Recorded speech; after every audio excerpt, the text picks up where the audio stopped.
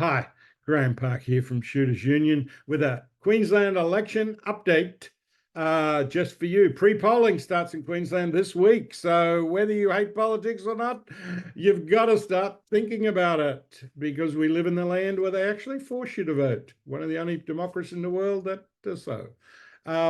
So with that in mind, you're probably going to vote one way or the other.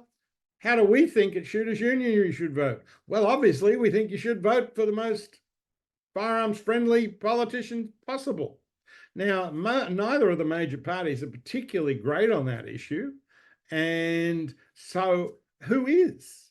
Well, there's people within the major parties, individuals that are great on the issue. And so it's good to have them inside because hopefully they're influencing a more common sense outcome. But overall, what we believe is you find a more firearms friendly, smaller party or independent in your electorate and put them number one on the ballot, whether that's the Katter Party in North Queensland or One Nation across the state in different ones, or whether that's the Libertarian Party in the southeast corner, where I believe they're running 4 seats. Even in Clayfield, they're running a seat. I spoke to one of the candidates the other day. Great guy.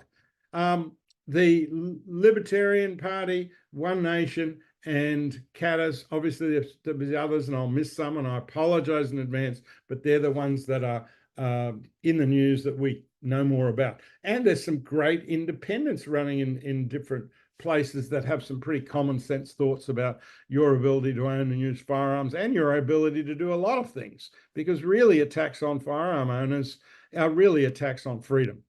What are they next? Tax on fishing, 4-wheel driving, you're using aircon in the home. Who knows what these crazy people sometimes in the majors come up with. So our recommendation, vote for one of these smaller ones first, then pick the major of your choice, because the reality is, in the end of the day, Queensland's going to be governed by either the ALP or the LNP. That's just the reality. Maybe a minority government, maybe a majority, but it's going to be one of those two. Now, so pick the one you like, you think does the best, and vote for them number 2 or 3 preference down. They do not direct your preferences. We keep getting calls about this. Oh, but are they directing preferences? Who cares what they suggest? Those how to vote cards are nothing more than a suggestion. The electoral office does not allocate preferences based on how the party wants them, because you have to number each box in that thing. You choose. So if you want to put so-and-so first and so-and-so last, you have at it. And it's your choice. Have fun with it. But we're suggesting put one of the firearms-friendly parties first. It sends a message. Even if that individual in your electorate doesn't get elected, it sends a message that there is support out there for these guys.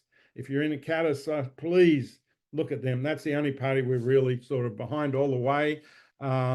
They already have 4 seats in Queensland Parliament. Help those guys get elected if you're one of those 4 seats in North Queensland, and they're running about another 4 or 5 candidates in other seats, all in that North Queensland corner.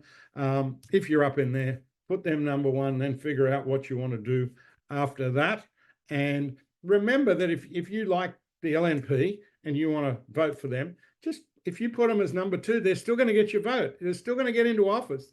But what you're going to do is you are going to send them a message, and you also that they ought to pay maybe a little more attention for what they like. And also you're going to deprive them of some electoral funding, because they get somewhere between $3 and $8 per first preference vote. And only the first preference gets that. So give the minors a go. They could sort of use the money compared to those big parties. I mentioned the LNP. It could just as easily be you'd prefer to see the ALP in government.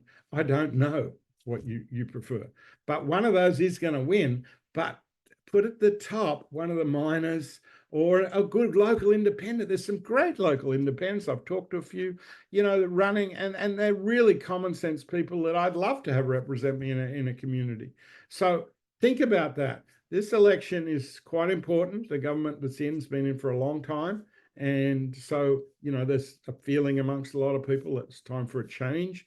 Other people think not. We're leaving that to you. We have the benefit or the luxury of being a single issue body. We are only looking at this from the firearms point of view when I'm talking as a representative of Shooters Union. And as a representative of Shooters Union, I'm telling you the best thing you could do for firearms ownership is vote for one of the smaller parties, the Catters, the One Nation, the Libertarians, then move down the thing to the major parties of your choice in order, and go from there.